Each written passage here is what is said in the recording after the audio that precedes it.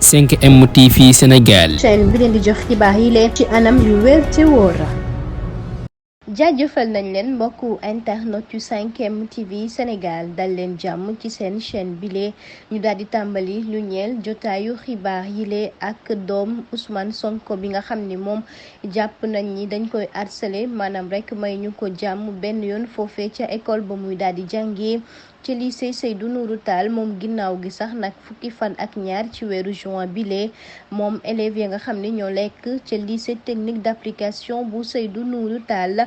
ginnaaw gi dañoo rek daal di lànk carré ni duñu amal seen composition li ko waral bokk na ci la nga xam ni moom la ñu teg ci kaw kile di doom ci Ousmane Sonko ginnaaw gi sax nag ñoom ñu ni loolee duñ ko nangu ndax gis nañ ni moom mënul dem mënul dikk ginnaaw way takkadeer yi nga xam ni ñoo taxaw ci seen kër ñu wax ni itam ba tey rek intersyndical bi moom ma ngay rek woo itam ñu daal di rek bàyyi tuuma ak wax yu ñaaw yi nga xam ne ñu ngi koy teg ca kaw doomu Ousmane Sonko bile ndax moom yoonam nekku ci moom kay li ñaaw rek mooy amaana doomu politicien la moo waral lu ñu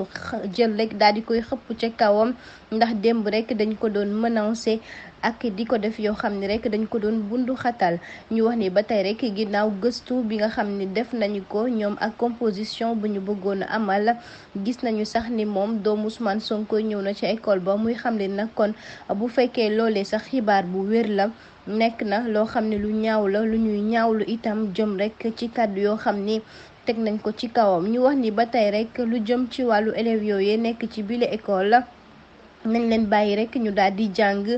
bàyyi lépp loo xam ni waxu politique la ndax ñoom seen yoon nekku ci éducation bi moo leen daal di soxal rawatina ci xale yi le ñu jàpp ni itam kon éducation boobee ak jëm itam ci ndaw ñi waruñu rek daal di xàjj ak seen wala wax ay wax yu ñaaw di ko teg ci seen kaw ndax xale yi seen rek devoir mooy dem jàngi rek daal di leen jàppale itam jàngal leen ndax ñun suñu avenir rek la ñu bëgg amal moom ki lee di Amidou Dembélé responsable bu SAMES moo yëkkati kàddu yooyee